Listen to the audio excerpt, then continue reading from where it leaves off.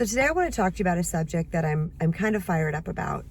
It's just something that makes me go, like that kind of feeling. Not in a bad way. I'm not an aggressive person, but I just feel for the person involved in this scenario so much. And I really want to record this video for you guys to really empower you in this situation.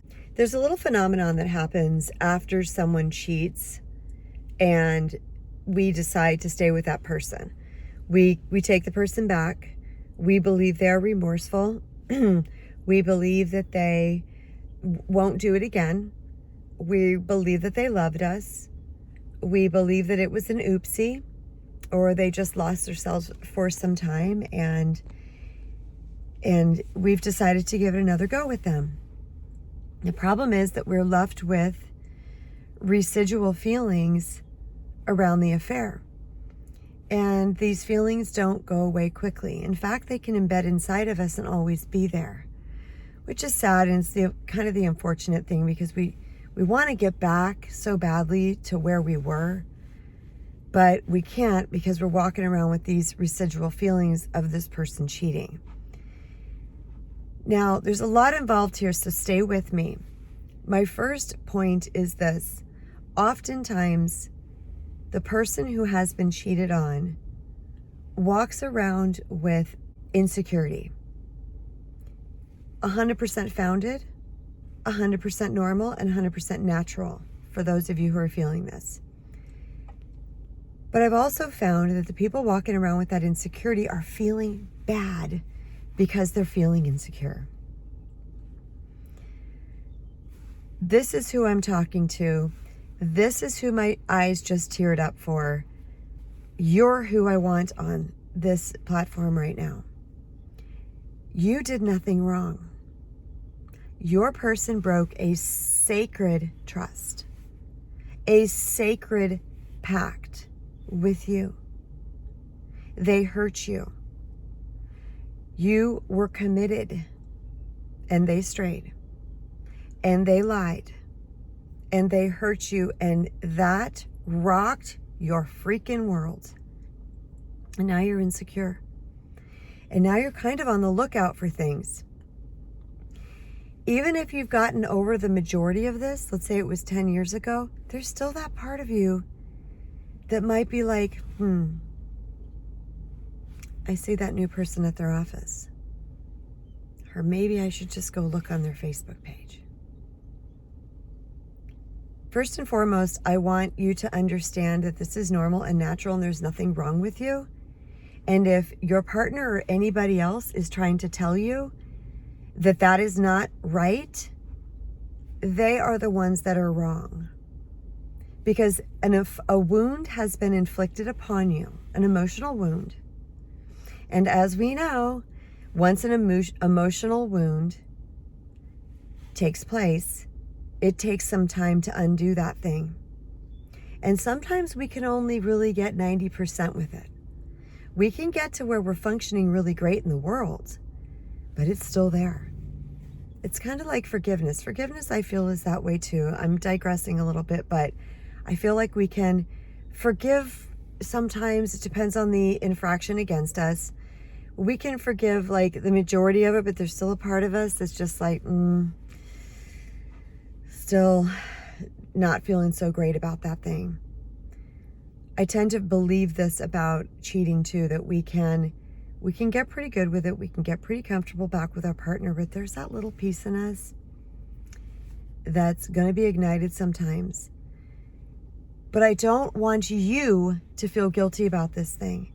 I don't want you making excuses for the other person, or that they've really done better and you should really be better and everything should be okay. Now, I'm speaking to you that I believe are healthy-minded right now. I'm speaking to you that I believe have done the work to heal around this, and for the most part are not feeling insecure. For those of you that there's just some things that creep back up again that make you go, don't like the way this feels. Now, if you're someone, and I say this gently and lightly with love, who is an uber jealous person, who has always been an uber jealous person, that's a whole different ballgame. That's a whole different arena. And I'm going to reserve that for a whole different video and episode, because there's other things going on that's promoting those feelings. In this particular episode, I truly want to focus on the fact that you've been cheated on, you accepted the person back, you guys are doing great for the most part, and these feelings of insecurity are still coming up. Now, that's the first part. I'm laying the foundation. The second part is your partner, Mr. or Ms. Cheater, thinks you should be over this by now. Why are you still bringing that up? Oh my God, this again? I told you for a million times that's not happening anymore. Whatever they're saying that is trying to shut you up, shut you down, close it down, make this thing end faster than it's ending. This is what I want you to hear, most importantly. Your cheater has a responsibility for the rest of their life. They have a responsibility to show up with their side of the healing of this equation, which means anytime this may come up for you, they have to show up to this conversation with love and with respect and with compassion. Now, I'm not saying they can carry you. I'm not saying that you have to rely on them to constantly fill your cup and make you feel good and, for 15 years, check in every 5 minutes. That's a little bit crazy. What I'm talking about is that they have to understand, if these things are still coming up for you periodically from time to time, that they have a responsibility to that healing as well. You have a responsibility too to work on your wounds, because they're your wounds. You have the wound, and it's our responsibility to heal that wound. Now, you might be thinking I'm contradicting myself right here. I'm not, because all the wounds that we have acquired have come from other people. But whether we want to carry around the denseness of that, whether we want to live in fear and anxiety and armor anymore, is up to us. And if we want to, it is our job to heal that piece of ourselves. So the core of this video, what I'm trying to say, is that you have a responsibility to healing yourself, but your partner has a responsibility for the ongoing healing as well. This is not, oh good, he or she accepted me back, I'm done.